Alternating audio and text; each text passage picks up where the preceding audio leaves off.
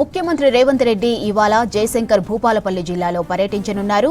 ప్రత్యేక హెలికాప్టర్లో మధ్యాహ్నం 2 గంటలకు రేకుండ మండలం కొండవటం చెక్కు చేరుకుంటారు. లక్ష్మీ నరసింహస్వామి ఆలయాన్ని సందర్శించి ప్రత్యేక పూజలు చేస్తారు. విశ్రాంతి భవనాన్ని పరిశీలించిన అనంతరం ఆలయంలో 12 కోట్లతో చేపట్టిన అభివృద్ధి పనులు పరిశీలిస్తారు. అక్కడి నుంచి చాపర్ ద్వారా గణపురం మండలంలోని సింగరేణి 1000 క్వార్టర్ల ఎదురుగా ఏర్పాటు చేసిన బహిరంగ సభాస్థలికి చేరుకుంటారు. స్థానిక ఎమ్మెల్యే గండ్ర సత్యనారాయణరావు అధ్యక్షతన జరిగే బహిరంగ సభలో పాల్గొని ప్రసంగిస్తారు. సభా వేదికపై DBM 38 కాలువకు పైప్ లైన్ ఏర్పాటు, భీంగన్పూర్ రిజర్వాయర్ ఆధునీకరణ, గణప సముద్రం చెరువు సిమెంట్ లైనింగ్ కు నిధులు మంజూరు చేయనున్నట్లు తెలిసింది. రైట్గా సీఎం రేవంత్ రెడ్డి భూపాలపల్లి టూరుపై మరిన్ని డీటెయిల్స్ కృష్ణమోహన్ అందిస్తారు. చెప్పండి కృష్ణమోహన్, సీఎం షెడ్యూల్ ఏంటి?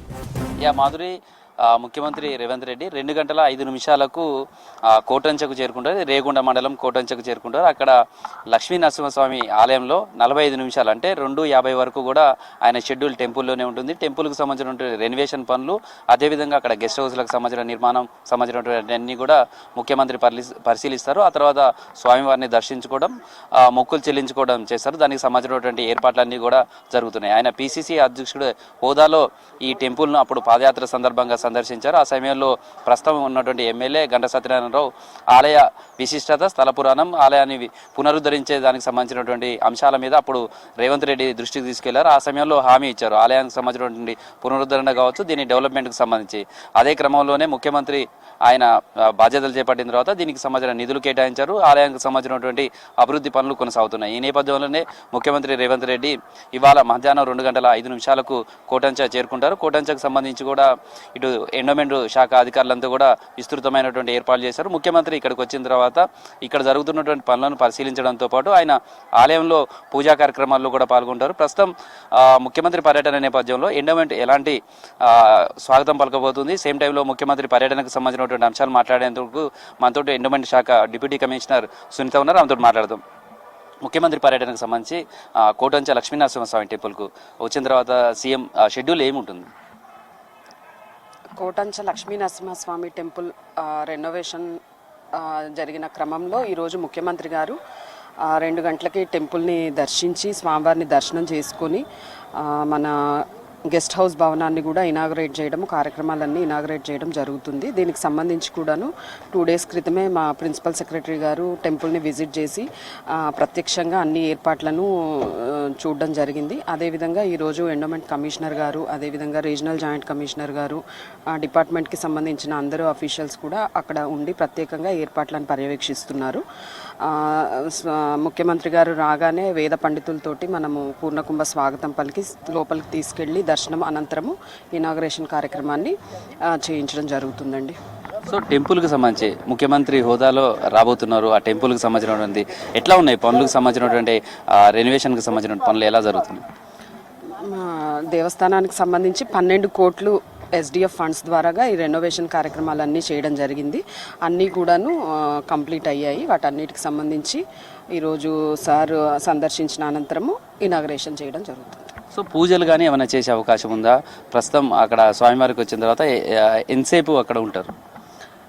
45 మినిట్స్ షెడ్యూల్ ఇచ్చారు. అక్కడ ప్రత్యేకంగా స్వామివారిని దర్శనం చేసుకుని ప్రత్యేక పూజలు కూడా నిర్వహించడం జరుగుతుంది. సో దానికి సంబంధించినటువంటి ఏర్పాట్లు కానీ దేవాదాయ శాఖ నుంచి పూర్తయినట్టేనా? ముఖ్యమంత్రి రేవంత్ రెడ్డి వచ్చిన తర్వాత మీ వైపు నుంచి ఇంకా టెంపుల్స్కి సంబంధించి కావచ్చు, లేకపోతే ఇంకా వేరే అంశాలన్నా సీఎం దృష్టికి తీసుకెళ్లే అవకాశం ఉందా? దేవస్థానానికి సంబంధించి అయితే అన్ని ఏర్పాట్లు పూర్తి చేయడం జరిగింది. మనము ఆ టెంపుల్కి సంబంధించిన వర్క్స్ మీద మాత్రమే చేయడం జరుగుతుంది. ఏదన్నా ఉంటే కమిషనర్ గారు మాట్లాడతారు. సో మొత్తం మేడారం మహాజాతరకు ముఖ్యమంత్రి వచ్చారు, క్యాబినెట్ మీటింగ్ పెట్టారు. మళ్ళీ అతి తక్కువ కాలంలోనే మళ్ళీ మీ ఎండోమెంట్ శాఖకు సంబంధించినటువంటి టెంపుల్కే వస్తున్నారు. ఎట్లా ఉంది? మీ శాఖకు చాలా ప్రియారిటీ ఇస్తున్నట్టు అనిపిస్తుంది. అవునండి, ముఖ్యమంత్రి గారు వచ్చిన తర్వాత మన మేడారంకి కానివ్వండి, కోటంచక్ కానివ్వండి, ఇంకా వేరే వేరే టెంపుల్స్ చాలా వాటికి SDF ఫండ్స్ ద్వారాగా డెవలప్మెంట్ కార్యక్రమాలు నిర్వహిస్తున్నారండి. Thank you. ఇది ప్రస్తుతం అయితే ముఖ్యమంత్రి పర్యటనకు సంబంధించి ఎండోమెంట్ శాఖ కూడా పూర్తిగా సన్నద్ధమైందని చెప్పచ్చు. అయితే ముఖ్యమంత్రి పర్యటన నేపథ్యంలో భారీ బందోబస్తు ఏర్పాటు చేశారు. టెంపుల్కి సంబంధించినటువంటి పరిసర ప్రాంతాల్లో కేవలం ఆలయ అర్చకులు, అదేవిధంగా ప్రోటోకాల్లో ఉన్న వాళ్ళు, తర్వాత ఎవరైతే అఫీషియల్స్ ఉంటారో వాళ్ళని మాత్రమే అలౌ చేస్తున్నారు. తర్వాత ముఖ్యమంత్రి రేవంత్ రెడ్డి కూడా ఇక్కడ 45 నిమిషాలు టెంపుల్లోనే ఉంటారు. టెంపుల్లో పూజా కార్యక్రమాలు నిర్వహిస్తారు. టెంపుల్కి సంబంధించినటువంటి రెనోవేషన్ సంబంధించిన పనులు పరిశీలిస్తారు. సేమ్ టైంలో అక్కడ గెస్ట్ హౌస్ల నిర్మాణం కూడా పూర్తయింది, వాటిని కూడా ఆయన ప్రారంభిస్తారు. సేమ్ టైంలో మరొక 62 కోట్ల రూపాయలకు సంబంధించినటువంటి అభివృద్ధి పనులు ఇక్కడ చేపట్టాలనేది నిర్ణయం తీసుకున్నారు. దానికి సంబంధించిన ఇప్పటికే నిధులు కూడా మంజూరు అయ్యాయి. రోడ్లకు సంబంధించినటువంటి 4 లైన్స్ రోడ్స్కి సంబంధించి కావచ్చు, అదేవిధంగా చాలా అభివృద్ధి పనులకు సంబంధించి కూడా ఇక్కడ ముఖ్యమంత్రి రేవంత్ రెడ్డి జిల్లా అధికారులు, తర్వాత స్థానిక ప్రజాప్రతినిధులతో కూడా ఆయన మాట్లాడే అవకాశం ఉంటుంది.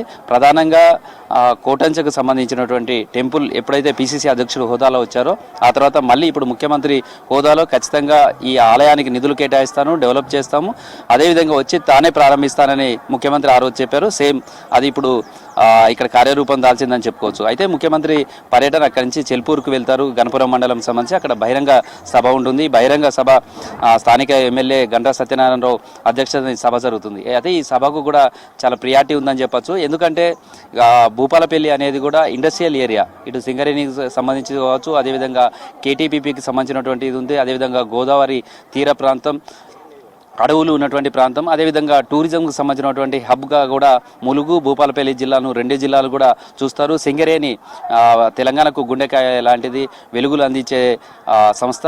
సింగరేణికి సంబంధించినటువంటి అంశాలు కావచ్చు, అదేవిధంగా DBM 38కి సంబంధించినటువంటి పైప్ లైన్స్, గణప సముద్రం అనేది కాకతీయుల కాలం నాటి అతి పెద్ద చెరువు.